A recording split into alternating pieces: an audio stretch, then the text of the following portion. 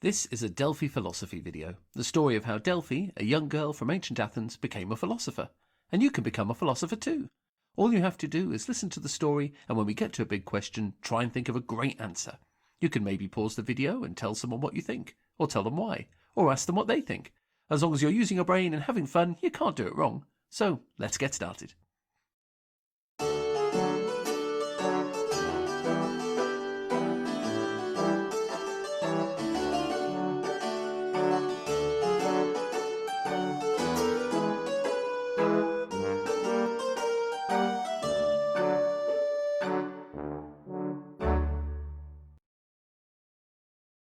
Delphi sprinted after Fido through the crowd, towards the prison door. Her mind was on fire. She had barely managed to recover from making her speech, let alone deal with the idea that Socrates would soon be dead. Plato ran behind her, pushing through the crowd like a small, determined elephant. A guard with a grim expression nodded to her when she approached, and to her surprise, unlocked and opened the door for her. The guard led her inside, and they found themselves in a small stone room. He locked the door behind them, sending the room into almost complete darkness. Delphi waited nervously as the man, without a word, shuffled over to the other wooden door, which he unlocked with some clanking metal keys. She felt so nervous she couldn't even think. The door opened and torchlight lit up the room beyond, but it was the shouting that caught Delphi's attention.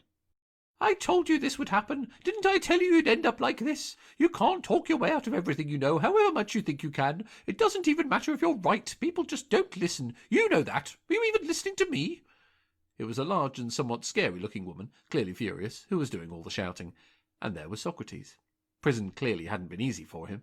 His hair and beard were whiter than ever, and he looked stiff and tired. He was sitting on a stone bench in what looked like a prison cell, with no other furniture except a small stone pot under his bench. "That must be for him to wee in," pointed out a naughty bit of Delphi's brain. She told it to shut up. Socrates looked like he had been listening to the shouting for some time. Delphi and Plato hung back and waited for it to stop. "Who's that?" Delphi asked. "That's Xanthip," Plato replied. "You know, Socrates' wife." Delphi was flabbergasted. "Socrates is married!" she exclaimed. Plato looked at her. "Of course, didn't you know that?" She'd never thought to ask. Now she felt rather stupid. Plato pointed through another door, where a little boy, only a couple of years old, was standing watching them. "And that's his son, Menexenus. His other two sons will be around somewhere too." Why had Delphi never wondered about Socrates' family? She realized that she had always thought about Socrates as the great philosopher, not Socrates the ordinary man, and of course he was both. Right now he looked like Socrates the husband in trouble.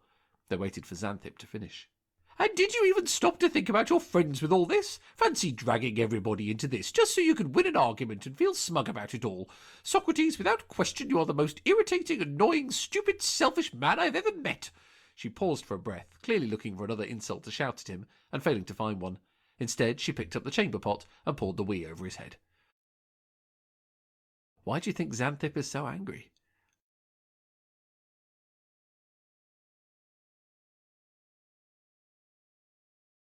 Socrates didn't appear to react at first. Then he slowly wiped his eyes and looked up at Delphi and Plato.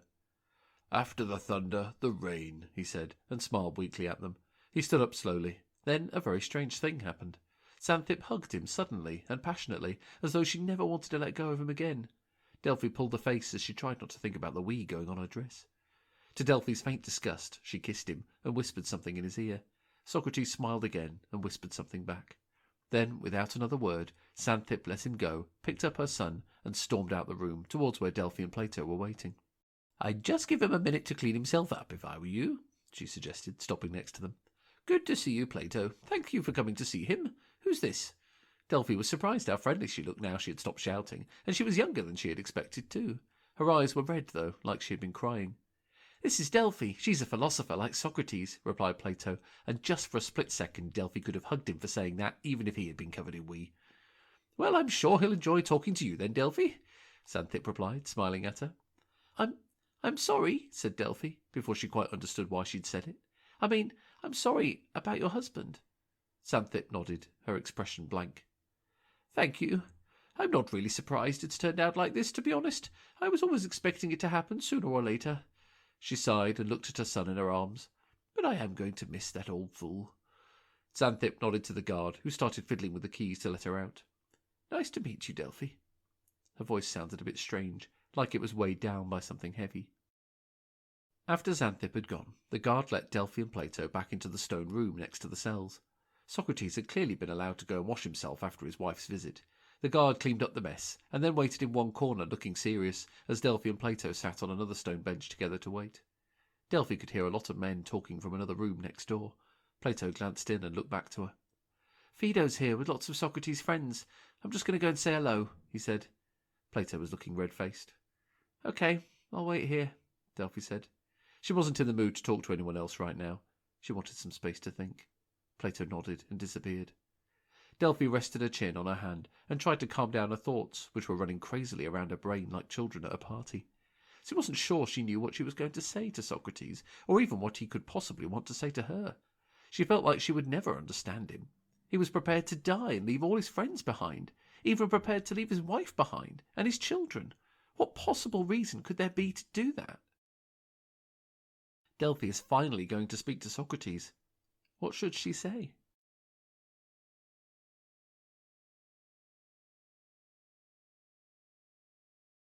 "So you must be Delphi." She looked up as Socrates walked through the doorway from where all the men were talking. He shut the door behind him. She nodded. "I'm sorry about that. I've had a quick bath, but I wouldn't get too close if I were you. You have to be prepared to smell a bit if my wife's upset." His voice was soft and calm. He sat down slowly at the other end of the stone bench. Delphi watched him warily. It was strange to suddenly be so close to him. She had spent weeks thinking about him, trying to work out what he had said, trying to free him. Yet she had never really expected a moment when they would come face to face like this. She had forgotten how ugly he was, for one thing. "I heard a bit of your speech," Socrates said cheerfully. "I thought you did a marvellous job." "Don't you dare say for a girl," Delphi said, cutting in and surprising herself. Socrates hesitated. "I honestly wasn't going to," he replied carefully. Delphi suddenly realized how angry she felt. "Do you have any idea what I've gone through because of you?" she asked, standing up. "I've spent weeks learning how to become a philosopher because of you. I got laughed at by the other philosophers, and then all this weird stuff started happening, and I nearly broke Plato and turned my dad to gold and got stuck in a room by a monster and annoyed Zeus, and—" She took a deep breath as it ran out. "And for what?" Socrates looked at her helplessly. Delphi glared back at him. "So I could persuade everyone that you were worth saving, and then even when I managed to do that, it turns out you don't want to be saved.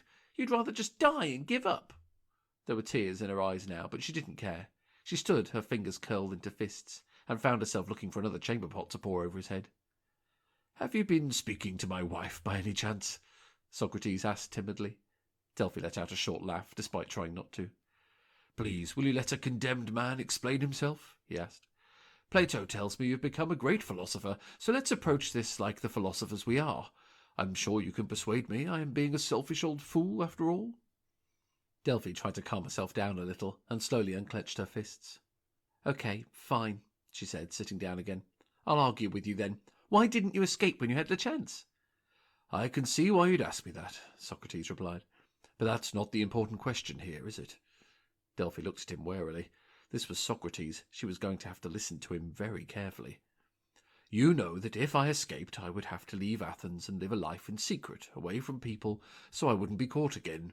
So I wouldn't then be able to call myself a philosopher, would I? I wouldn't be able to discuss ideas in the marketplace, or ask people questions, or try and find the best way to live, would I?" "I guess not," Delphi agreed. "So the question you're really asking me, the bigger question, is this. Should I live without philosophy? Should I carry on living, but without thinking for myself?" This could be the biggest question yet. Should Socrates give up on philosophy to stay alive?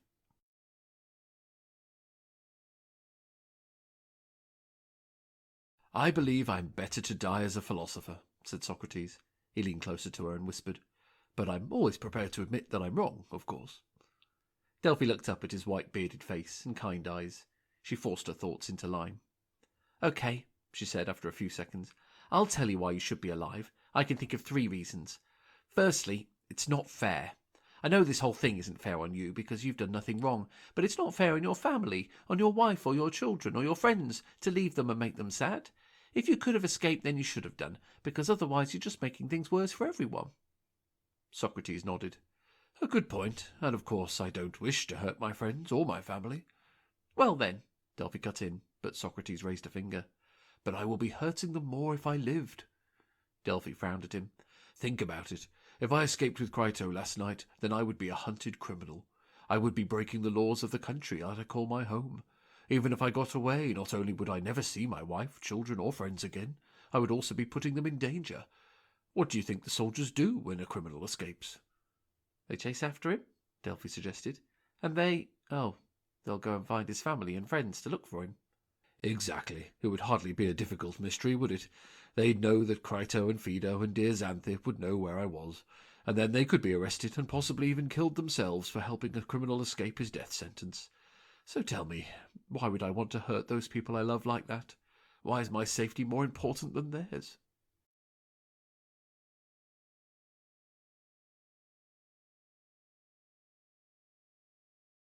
Do you agree with Delphi or Socrates?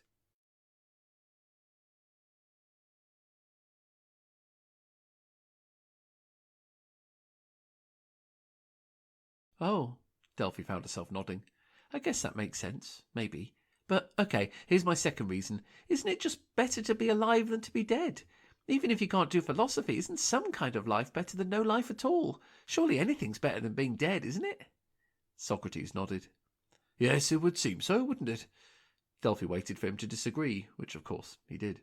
"But for me, the joy of being alive is being able to think for yourself. Would you agree?" Delphi squirmed a bit on the bench. "Sort of. I believe the point of being alive is to think, to be curious, and to find out about the world. If I do not think for myself, then it would be like I'm living my life asleep, like my brain has been," he turned an imaginary handle at the side of his head, "turned off. To think and examine what is in the world around you is the point of being alive. The unexamined life is not worth living." Who do you agree with here?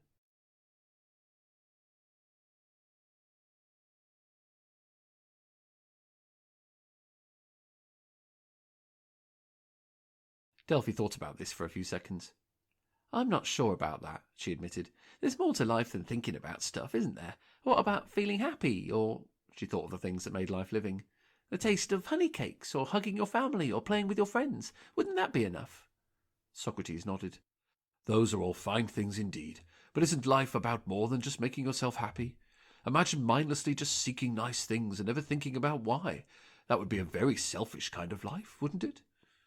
Delphi thought of the invisibility ring and her perfect bedroom. She could see where Socrates was coming from, even if she wasn't quite ready to agree with him. "Okay, well, that's kind of like the third thing I was going to say. Don't you want to be free? You've been locked up, and you're going to have to—" She hesitated, not wanting to say it. "Drink poison, yes," Socrates said, looking surprisingly unworried. "Yeah, and that's not your choice, is it? Aren't you angry about being forced to die?" Again, Socrates nodded.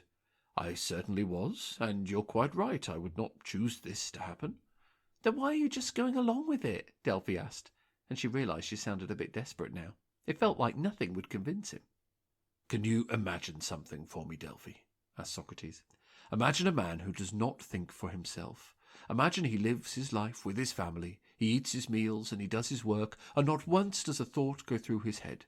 He feels happy enough, but of course he never thinks about how he feels. Who would make decisions for this man, do you think?" Delphi thought about it. "Other people, I suppose. He couldn't really decide for himself. I mean, he could choose something random, but he wouldn't actually think about it." "Exactly," Socrates said. "So other people would do this man's thinking for him. He wouldn't be able to think and choose for himself. Would he be free?" Delphi suddenly realized the point Socrates was making. "No, other people are kind of controlling him." "Right, so someone who does not think is not free. And if I gave up thinking for myself, then I would not be free either. And if I escape and am forced to leave my home and give up philosophy, in what way would I be free?" Who do you think is winning the debate now?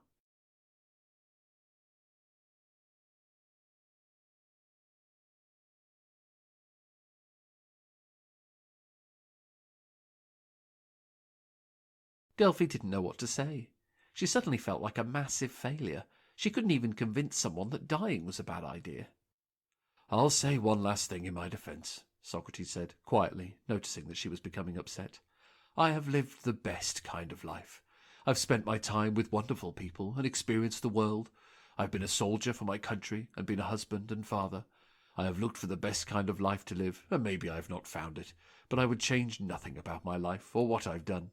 I have no regrets." He stood up and stood in front of Delphi. He offered his hand to her. Slowly, she took it and stood up. "You can disagree with everything I've ever said, because to be a philosopher is to think for yourself, to think the thoughts that other people perhaps don't want you to think. It is to be free, and I truly believe it is the best way I could have lived my life." He slowly shook Delphi's hand. "From one philosopher to another," he said softly, his eyes sparkling in the torchlight. "I know you will carry on what I started." Delphi felt tears come to her eyes again, and she nodded. "Thank you," she whispered.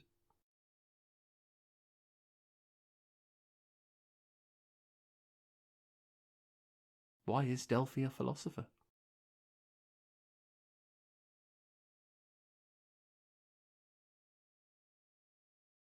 Delphi never forgot what happened next. Socrates thanked her for their conversation and went back into the room with the men. They were all very upset, and Plato had been so anxious that he had been sick. Delphi gave him a hug, and he came and sat with her in the room with the stone bench next door. The guard had gone in with Socrates, and to everyone's surprise had started crying and hugged Socrates like he was an old friend. Another man had come with the poison. It was a strange green liquid, and looked too small to end a life, and yet it could, and it would. Delphi couldn't help but look through the cracks of the door to see what was going on. It felt just like his trial all over again. Socrates sat in the middle of his friends, making jokes and laughing, even as his friends cried for the friend they were about to lose.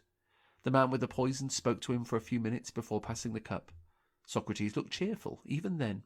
He was shouting something about a chicken. She held her breath. Delphi watched as the old man brought the cup to his lips and hesitated for just a second. The drink was made from something called hemlock. It was a poison, and it would kill him. Socrates drank it all in one gulp. Delphi stopped watching then. She hugged Plato again, and they cried a little bit together. Then she took his hand and led him back outside, getting another guard to open the door for them. When Delphi stepped outside, into the coolness of the night air, she somehow felt like a different person than when she had gone in. She still didn't quite know what to make of Socrates. She wasn't even sure that she agreed with a lot of what he had said. But that was the point. Socrates had died to show the world how to think for yourself. He didn't want people to agree with him. He wanted people to think. Although Delphi would go on to have many more adventures of her own, she never forgot her brief time with Socrates and what she had learned from him. Neither did the rest of the world. Plato, when he grew up, wrote many books about Socrates, and these became the first important books about philosophy ever written. Along with a pupil of his own named Aristotle, Socrates and Plato's ideas would be talked about and discussed for thousands of years after his death. Philosophers would go on to have many more big ideas and ask many more big questions. Philosophers would change the world. And if you've read and thought about this story, that makes you a philosopher too. Why are you a philosopher?